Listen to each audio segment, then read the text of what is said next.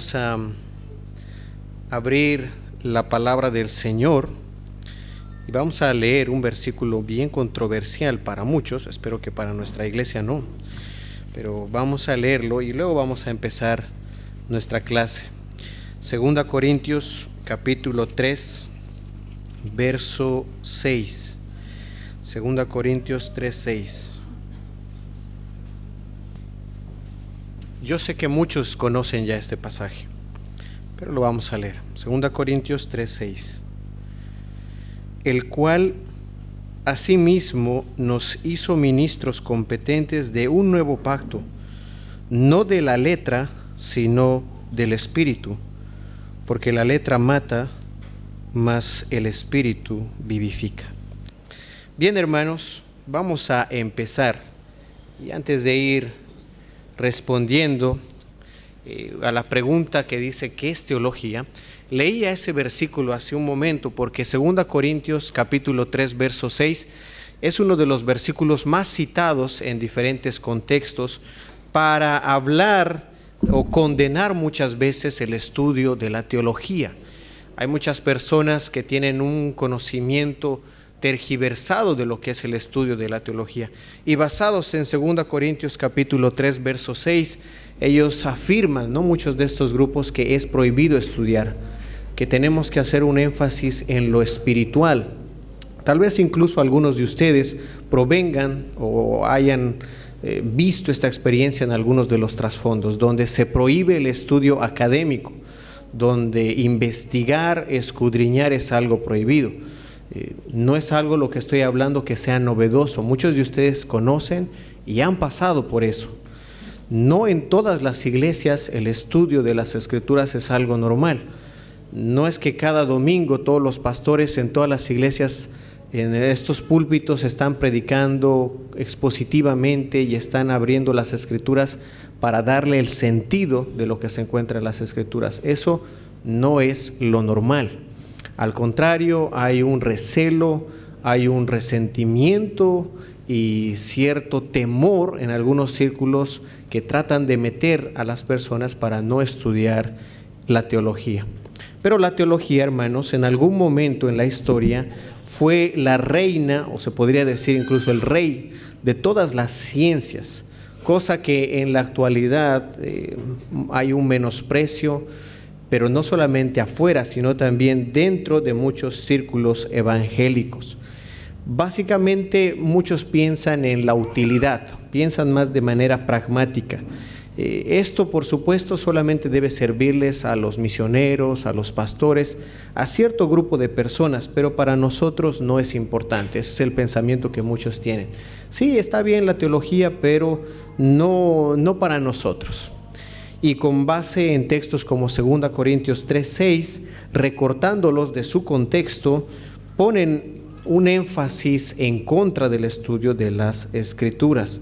Sin embargo, lo que vamos a hacer estos días, hermanos, es hacer exactamente lo opuesto a lo que se condena muchas veces. Vamos a tratar de adentrarnos en esas doctrinas maravillosas.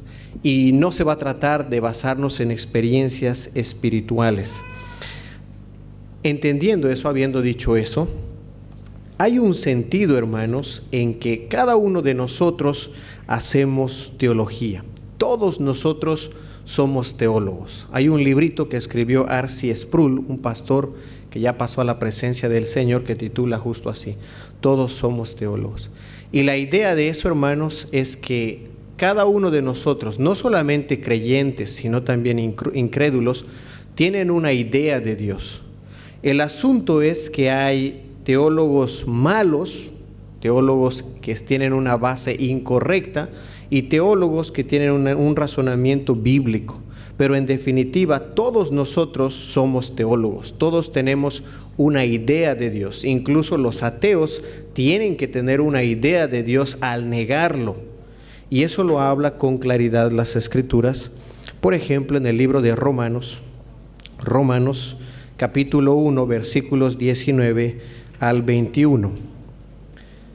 Cada uno de nosotros, hermanos, por lo tanto, estamos llamados a desarrollar esta tarea de la teología de una manera que sea bíblica, Si ya estamos estableciendo que cada uno de nosotros es teólogo, por lo tanto, entonces nosotros debemos tratar de ser buenos teólogos. Romanos capítulo 1, versos 19 en adelante dice: porque lo que de Dios se conoce les es manifiesto, pues Dios se lo manifestó. Porque las cosas invisibles de Él, su eterno poder y deidad, se hacen claramente visibles desde la creación del mundo, siendo entendidas por medio de las cosas hechas, de modo que no tienen excusa. Y el verso 21 dice: pues habiendo conocido a Dios, no le glorificaron como a Dios, ni le dieron gracias, sino que se envanecieron en sus razonamientos, y su necio corazón fue entenebrecido.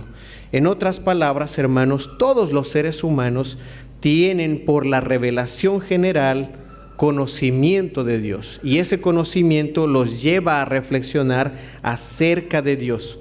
Pero en vez de darle la gloria a Dios, en vez de glorificar a Dios, lo que hace el hombre es reducir, buscar ya sea en la creación o en él mismo, el objeto de su adoración. Y eso es lo que hace cada persona. Tiene un conocimiento de Dios, pero lo lleva a otro objeto para que pueda entonces adorar a otro objeto que no sea Dios. Sin embargo, hermanos, nosotros que somos creyentes queremos invertir el mayor tiempo posible y nuestro mejor tiempo para dedicar a pensamientos respecto de Dios. Queremos dedicarnos a pensar acorde con las Escrituras, no fuera de las Escrituras, sino acorde con las Escrituras. Entonces, cada uno de nosotros está llamado a esta tarea. Y como vamos a ir conociendo la parte introductoria de lo que es teología, vamos a ir aprendiendo diferentes términos. Así que si alguno está anotando, puede ir anotando. De todos modos, igual vamos a tratar de compartir las diapositivas. Y vamos a partir desde la misma definición etimológica de lo que significa teología. Teo, que significa Dios en el griego, y logía, que viene de la palabra logos, que significa palabra, estudio o lógica. Sencillamente es eso: teo, Dios, y logía, que viene de logos, palabra, estudio o lógica. Entonces nosotros podemos pensar en muchas ciencias que tienen esa terminación, ¿no? Por ejemplo, la biología. Bio, que significa vida, y si ya hemos dicho que la siguiente palabra significa estudio, entonces es el estudio de la vida. O podríamos ir viendo diferentes otras definiciones. Cuando hablamos entonces de la teología, hablamos del estudio de la lógica de los asuntos concernientes o tocantes a Dios. Es el estudio o es la lógica de los asuntos concernientes o tocantes a Dios. Esta es una definición, hermanos, general de lo que es teología. Todo lo que tenga que ver respecto de Dios. La lógica de los asuntos concernientes o tocantes a Dios. Sin embargo, en nuestra clase ahora de teología sistemática, lo que pretendemos es llegar por lo menos hasta la parte de la teología propia, es decir, el estudio de Dios. Y me estoy adelantando algunas cosas, pero esta es simplemente una definición general. La teología son los asuntos concernientes a Dios, es la lógica tocante a los asuntos de Dios. Y estos, hermanos, se pueden estudiar desde diferentes ángulos. Como han ido aprendiendo con el pastor Roberto, vamos a ir viendo diferentes ángulos. La teología bíblica es uno de esos. Es bastante amplio. Y cuando hablamos del estudio de los asuntos tocantes o concernientes a Dios, cuando hablamos de teología, no solamente nos referimos a Dios en particular, aunque hay una materia en teología sistemática que trata de estudiar los asuntos tocantes de la persona de Dios. Para eso nos va a servir hacer una división respecto de las ramas de la teología. Algunos de ustedes ya han debido escuchar estos títulos. Son como las ramas principales de la teología. Por un lado tenemos a la teología histórica. La teología histórica, hermanos, es básicamente el desarrollo a lo largo de la historia del entendimiento de la fe cristiana, lo que significa que la fe cristiana se desarrolla en el tiempo, en las diferentes épocas, y en cada época, en cada tiempo, los cristianos van reflexionando respecto de las Escrituras, y entonces se va desarrollando un pensamiento. El cristianismo, hermanos, no se da sin ningún contexto. Hay un marco, hay un desarrollo histórico. Especialmente en los primeros siglos había muchas preguntas respecto de quién era Jesucristo, de su naturaleza, y entonces, dependiendo del contexto y de la situación, la iglesia reflexionaba y podía sacar credos, podía sacar confesiones que en la actualidad son históricas. Por ejemplo, la confesión que tiene esta iglesia o que tienen otras iglesias hermanas, como la Confesión de Londres, la Confesión de Westminster o los cánones de Dort, etcétera, ¿no? Todo eso está registrado en la historia. Y esto es muy útil, hermanos, estudiar la teología histórica, porque nos enseña humildad. Nos enseña a recordar que nosotros no tenemos que inventar algo nuevo. Ya hay 2000 años de cristianismo, y si nosotros salimos con una cosa novedosa, probablemente nosotros estamos equivocados y no el resto de nuestros padres en la fe cristiana. Es reconocer el aporte de cada uno de los creyentes que, iluminados por el Espíritu Santo, en cada una de estas épocas fue desarrollando las diferentes aristas de la fe cristiana. Es importante entonces la teología histórica. ¿Qué es lo que hace? Hemos dicho, hermanos, es el entendimiento de la fe cristiana a lo largo de las diferentes edades, de las diferentes eras. Y vamos viendo cómo se va desarrollando. Otra rama que también es sumamente vital, que creo es una de las ramas que le apasiona al pastor Roberto, es la teología bíblica. La teología bíblica, hermanos, básicamente utiliza diferentes herramientas exegéticas para poder entender o explicar el texto bíblico, y lo hace dentro del contexto o del marco de cada versículo, de cada libro, de toda la Biblia a la luz de Cristo. Cristo es el foco, es el centro, porque todas las escrituras, como nos dijo nuestro mismo Señor, testifican de Él. Y una de las bondades de la correcta teología bíblica es que nos ayuda a entender el hilo conductor de las Escrituras, lo que hace rato decía nuestro hermano Mario. A veces desde niños hemos estudiado diferentes o hemos escuchado diferentes historias en la escuela dominical, y como que todas son historias desconectadas, que no tienen nada que ver. O a veces pensamos que el Dios del Antiguo Testamento es un Dios malo, airado, y en el Nuevo Testamento es otro Dios muy distinto. Bueno, la teología bíblica nos libra de ese error, porque nos enseña que las Escrituras no son un conjunto de historias desconectadas, sino que todos están entretejidos, y en el centro que une todas las piezas está Jesucristo. Por eso es tan importante la teología bíblica.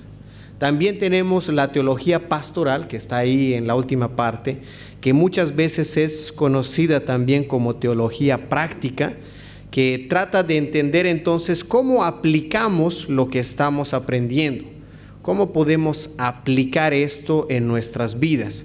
Hay algunas materias que se llevan en teología como consejería bíblica, por ejemplo. ¿Cómo podemos llevar a la aplicación desde las Escrituras el aconsejar a otras personas? Entonces, la teología pastoral se va a dedicar a asuntos prácticos de la vida cristiana. Y también ahí tenemos estudios como de predicación expositiva, etcétera, ¿no? Y lo que nosotros estamos haciendo en estas noches va a estar basado en lo que es la teología sistemática, que está ahí en el tercer rango, la teología sistemática. Y la teología sistemática, hermanos, es el estudio sistemático de las principales doctrinas de la fe cristiana. Eso es la teología sistemática. Es el estudio sistemático de las principales doctrinas de la fe cristiana. Lo que usa la teología sistemática es a través de una estructura lógica, mostrarnos en toda la escritura, toda la información sobre un tema en particular. Eso es lo que hace. Busca en todas las escrituras toda la información que nosotros podemos encontrar sobre un tema en particular. Si pudiéramos imaginarnos, por ejemplo, la teología sistemática sería como un estante que tiene diferentes compartimentos. Y cada uno de estos estantes tiene un tema específico. Está bien clasificado y bien organizado. Podríamos decir que en alguno de estos compartimentos está la doctrina de la Biblia, la doctrina del hombre, la doctrina de la iglesia, la doctrina de los últimos tiempos. Bueno, eso es lo que hace la teología sistemática. Va dividiendo en diferentes compartimentos. Eso es lo que hace. Entonces, hermanos, estas son las principales ramas de la teología. Tenemos la teología histórica, que estudia el desarrollo de la fe cristiana en las diferentes edades. La teología bíblica, que nos ayuda a entender el texto de las Escrituras y entenderlo en su contexto, con un hilo conductor donde el foco de atención es Jesucristo. La teología sistemática, que es el estudio sistemático de las principales doctrinas de la fe cristiana, y la teología pastoral o teología práctica, que nos ayuda a llevarlo a la práctica. Eso es, hermanos, en cuanto a las ramas de la teología. Y voy a mostrarles algunos ejemplos de lo que estábamos hablando hace un momento. Hablando de la teología bíblica, tenemos ahí en el centro de todo a Jesucristo, la promesa cumplida ya, hecha desde la caída misma. Y la teología bíblica trata de entender todo como un hilo conductor mirando hacia Jesucristo, porque todo tiene relación. ¿Cómo entendemos el Antiguo Testamento, un libro en particular, a la luz de Cristo? Y ustedes se van a dar cuenta que eso es lo que tratamos de hacer constantemente, exponer las Escrituras y cómo éstas tienen relación con Cristo. No es simplemente agarrar algún versículo y decir, bueno, aquí la Biblia dice no matarás. Hermanos, no tenemos que matar. ¿Qué relación tiene este mandamiento a la luz de la promesa ya cumplida en la venida de Jesucristo? ¿Cómo entendemos eso? ¿Y cómo se relaciona todas las Escrituras con el foco que está ahí en el centro, que es Jesucristo? También tenemos la teología sistemática, lo que hace rato les explicaba, diferentes compartimentos. Entonces, si estamos definiendo correctamente la teología sistemática, tenemos ahí los temas centrales como bibliología. Entonces, cuando hablamos de bibliología, tenemos toda la información que las Escrituras nos proveen respecto de la doctrina de las Escrituras. Si hablamos de escatología, tenemos en ese compartimento toda la información que nosotros podemos recabar de las Escrituras que tengan que ver con los últimos tiempos. Lo mismo en cuanto a cristología, o también se puede decir lo mismo en cuanto a la doctrina de la iglesia. ¿Qué dice toda la Biblia, agarrando toda la información de las Escrituras respecto de un tema en particular? Eso es entonces teología sistemática, hermanos. El estudio sistemático de las principales doctrinas de la fe cristiana. Ahí nosotros tenemos una ilustración. Tenemos ahí vías, tenemos también señales, tenemos una movilidad y alguien que va dentro de la movilidad. Aquel que está dentro de la movilidad, hermanos, que está conduciendo, podría ilustrar lo que es la teología pastoral o teología práctica, que lo está poniendo en funcionamiento. Y cada uno de los autitos que nosotros vemos ahí son como la teología sistemática, que ahí va la teología de la doctrina de las Escrituras o la doctrina de los últimos tiempos, cada uno de esos. Las vías que nosotros tenemos ahí es la teología bíblica, que nos va trazando el camino, y los altos que vemos ahí, la señalización, o donde dice aquí 20 por hora, Eso es la teología histórica, que nos advierte y nos dice, miren, esto es lo que han creído en el pasado la iglesia cristiana y ya lo han condenado. Tengan cuidado, nos dice y nos marcan los tiempos para que nosotros podamos tener cuidado. Entonces eso es a manera de ilustrar. Todo eso, por supuesto, nos sirve, no porque la teología pastoral sea también conocida como teología práctica, el resto no sea práctico, ¿no? y solamente sea teórico. No es así, hermanos. Todo lo que vamos a aprender y las diferentes ramas de la teología, todas son prácticas, pero por cuestiones de definición se ha nombrado específicamente a la teología pastoral como teología práctica. Muy bien, entonces espero que se vaya notando la diferencia entre las diferentes ramas de la teología. Después de haber hablado un poquito respecto de lo que es la teología sistemática y sus diferentes también grupos u otras ramas que le van rodeando, y todas estas se relacionan, por si acaso, vamos a hablar un poco de la importancia de lo que es estudiar teología. Y para esto vamos a leer ahí en Jeremías capítulo 9, versículos 23 al 24. Jeremías capítulo 9, versículos 23 al 24.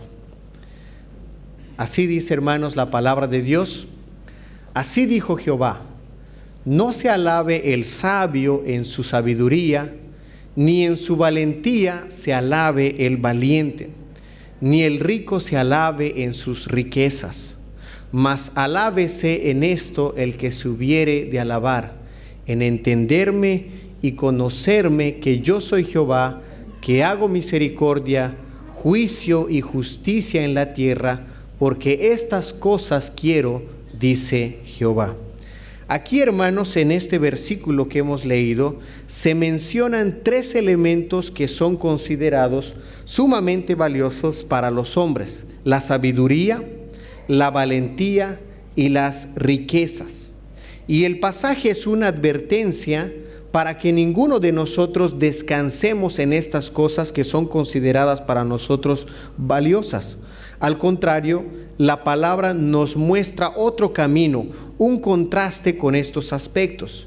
Si hay algo que realmente vale la pena invertir, dedicar nuestro tiempo, algo que podamos nosotros alabarnos, es una cosa, y esa es entender y conocer quién es Dios. La sabiduría del hombre, por ejemplo, es nula cuando hablamos de los asuntos espirituales. Por eso las Escrituras en 1 Corintios capítulo 1, del 18 al 21, nos aclaran que el hombre no puede comprender el Evangelio. Dice 1 Corintios 1, 18 al 21, que el Evangelio es una locura para aquellos que lo oyen. No pueden entenderlo. Y el pasaje dice: ¿dónde está el sabio? ¿Dónde está el escriba? ¿Dónde está el disputador de este siglo? ¿No ha enloquecido Dios la sabiduría del mundo? Y eso es lo que hace. La sabiduría de este mundo, hermanos, es insuficiente, es ineficaz cuando se trata de los asuntos divinos. Cuando llegamos a este punto de hablar de los asuntos celestiales, la sabiduría humana es ineficaz. No puede ver, no puede entender.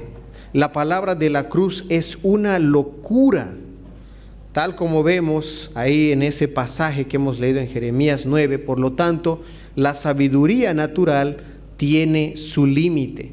Y como tiene su límite, por lo tanto, no es segura para poder descansar en ella y confiar en ella. Otro aspecto que nosotros hemos leído en el texto es la valentía. Es otro de los aspectos que muchas veces presumimos y donde también nosotros ponemos nuestra confianza. En el contexto específico, hermanos, del pasaje que hemos leído ahí en Jeremías 9, en el contexto específico, Israel estaba poniendo su confianza en los ejércitos que tenía. Pensaban dentro de ellos mismos que podían hacerle frente a cualquiera de las otras naciones. Ellos decían: ya tenemos un ejército, tenemos algo con lo que nosotros podamos defendernos.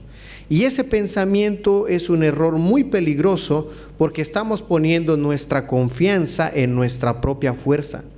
Las Escrituras, como vemos ahí en nuestra diapositiva, nos muestran muchos casos de lo errado que es confiar en la fuerza.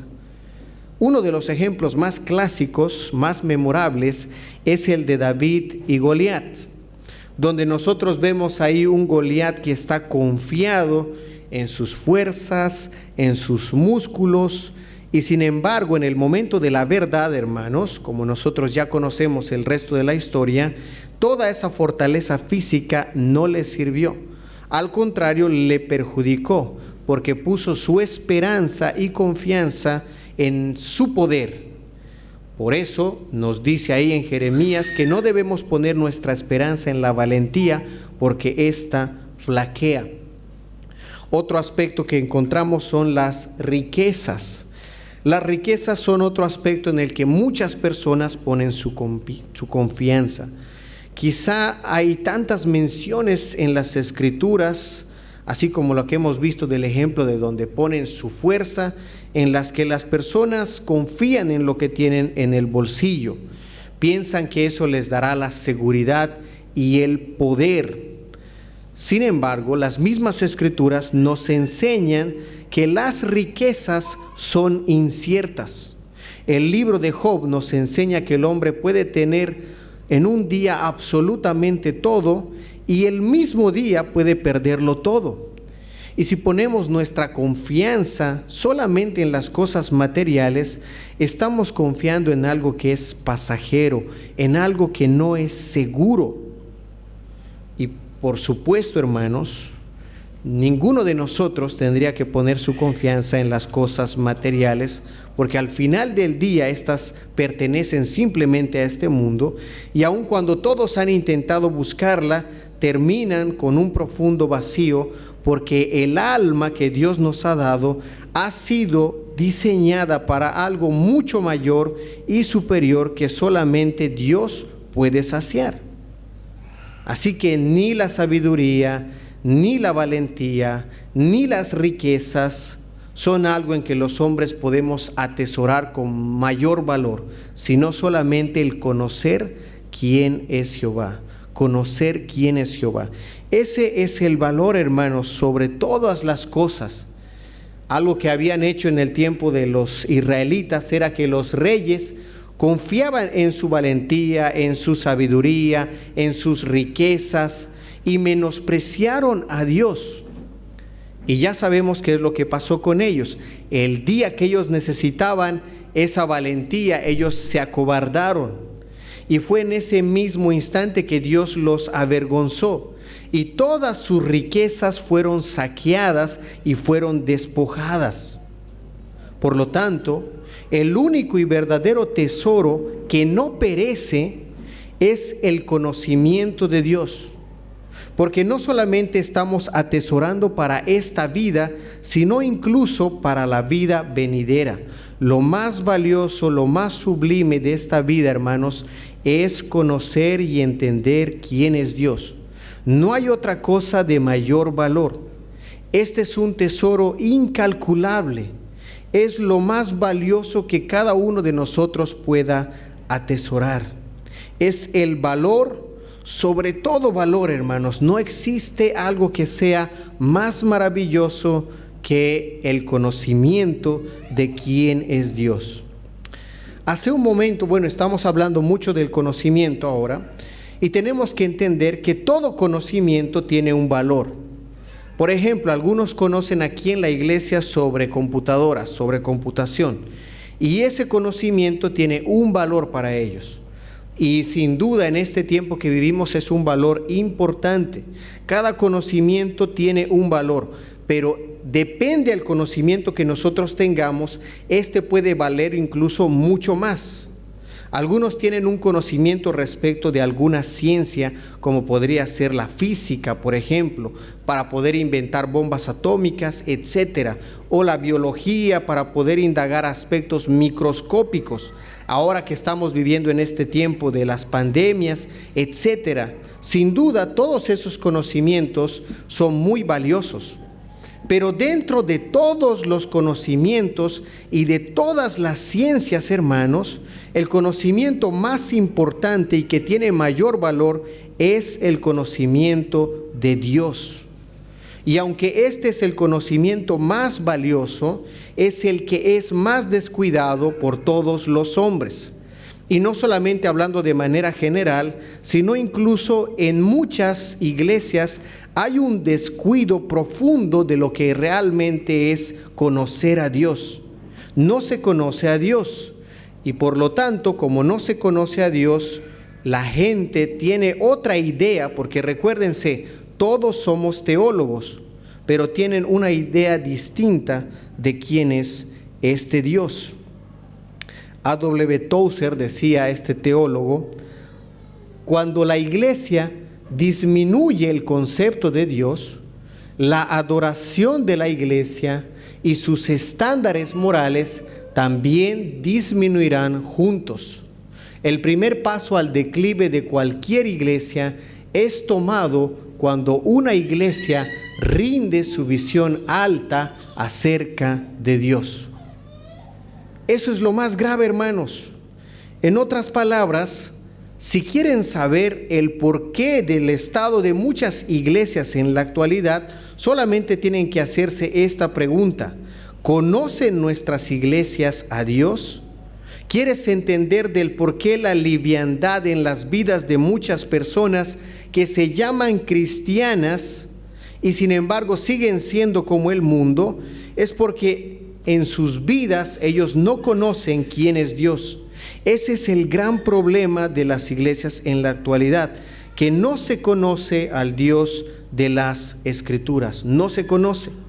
Y como no se conoce, hermanos, ese es el principio del fin. Y el hombre lo que tiene que hacer es llenar la idea de Dios conforme a su propia imagen. J.I. Packer, otro teólogo también, dice lo siguiente: las iglesias están eliminando lo que les disgusta de Dios y corriendo hacia un Dios hecho a su propia imagen. Como dijimos hace rato, cuando dejamos las Escrituras y no conocemos a Dios por las Escrituras, lo que hacemos es hacernos una idea de Dios. Quitamos lo que realmente dice las Escrituras de Dios y empezamos a agregar cosas que nosotros queremos que sea Dios. De ahí que en la actualidad la mayoría entonces de las iglesias están adorando a un Dios que no conocen. Pero nosotros lo que queremos, hermanos, es que estos pensamientos respecto de Dios sean nuestros pensamientos más profundos, que cada uno de nosotros atesore esto, porque si por un lado lo principal y fundamental es el conocimiento respecto de quién es Dios, por otra parte, el no conocer a Dios, el tergiversar su verdadero carácter, es uno de los peligros más graves. Si nosotros tergiversamos el carácter de Dios, estamos en un gran peligro. Hay diferentes doctrinas, como hemos explicado hace un momento, diferentes compartimentos. Por ejemplo, la doctrina de los últimos tiempos, la escatología. Y hermanos, en ese tema de la escatología hay diferentes posiciones. Hay algunos hermanos en la fe que piensan de una manera y otros de otra manera. Pero el Señor nos va a juzgar más allá de tener alguna diferencia en aspectos escatológicos, nos va a juzgar respecto a los pensamientos que nosotros tenemos respecto de su persona. Si nosotros hemos distorsionado lo que realmente es el carácter de Dios, eso va a afectar grandemente en la vida práctica de lo que es la iglesia. Si nosotros ignoramos sus atributos, si nosotros desconocemos quién realmente es Dios, si no lo contemplamos, va a hacer que su majestad disminuya y se va a ver reflejado en nuestras vidas. Lamentablemente, hermanos, esto ha llegado a diferentes niveles que se puede presenciar. Uno de ellos, por ejemplo, es en cuanto al evangelismo que se practica en la actualidad. Es un evangelismo que presenta a un Dios distorsionado. Tal vez ustedes han escuchado en más de una ocasión cuando alguien se acerca a compartir el Evangelio y quizá toca la puerta, ¿no?, de la casa y le empieza a hablar a la persona y le empieza a hablar de un Dios de amor, un Dios que está sufriendo porque necesita acercarse al hombre y que quiere entrar en nuestro corazón y que está muy triste sin nosotros. Esa presentación, probablemente hecha con las mejores intenciones, lamentablemente desfigura el carácter supremo de Dios. Quizá por el miedo que existe en la confrontación del mensaje del Evangelio con los pecadores, las personas lo que tratan de hacer es cambiarlo, dando como resultado un mensaje incompleto del Evangelio. Porque en toda esa manera como se predica el Evangelio, se presenta un Dios que está llorando, que está sufriendo sin el hombre. Pero ese no es el Dios de las Escrituras. El Dios de las Escrituras no es afectado en una sola milésima en su perfección y en su gloria. Si ninguna de las personas se convirtieran, hermanos, en toda la humanidad, en todos los tiempos, Dios seguiría siendo perfecto, seguiría brillando en todo su esplendor, con todo su fulgor. Dios sin el hombre sigue siendo plena y completamente Dios. Pero nosotros sin Dios estamos perdidos. Eso es una historia completamente distinta. ¿Qué estamos haciendo con respecto al conocimiento de Dios? Estamos eliminando de las Escrituras lo que nos disgusta o lo que nos gusta de Dios, y estamos creando a un Dios que está hecho a nuestra imagen. Eso es lo que nosotros queremos evitar. Y para eso estos días vamos a adentrarnos un poco más en lo que es dentro de la teología sistemática, en el compartimento de la doctrina de Dios. Queremos conocer quién es Dios. ¿Quién es Dios? ¿Quién es el Dios de las Escrituras? Si nosotros no llegamos a conocer todos los aspectos eclesiológicos, todos los aspectos del gobierno de la iglesia, va a haber consecuencias, por supuesto, en la vida de nuestra iglesia. El no conocer esos aspectos va a llevarnos a conflictos. Pero no conocer quién es el Dios verdadero, sin duda, hermanos, va a traer consecuencias más catastróficas para nuestras iglesias y para la vida de cada creyente en particular. Todos nosotros en algún momento vamos a enfrentarnos a alguna situación donde, si no tenemos el conocimiento correcto de quién es Dios, como dice J.I. Packer en otra frase, dice: el mundo llega a ser un lugar extraño y lleno de dolor, y la vida una decepción y un caminar infeliz para aquellos que no conocen a Dios. No conocer a Dios nos privará de la verdadera visión de la vida. Si nosotros no conocemos quién es Dios, vamos a tener un panorama nulo, no vamos a poder conocer por qué el mal existe en este mundo, cómo podemos responder ante los desconciertos o en cuanto a las pérdidas en esta vida. Nos vamos a topar con situaciones que la sabiduría humana no puede responder. Y es en esos momentos donde nuestro único consuelo verdadero puede venir simplemente de una comprensión correcta de quién es el Dios de las Escrituras.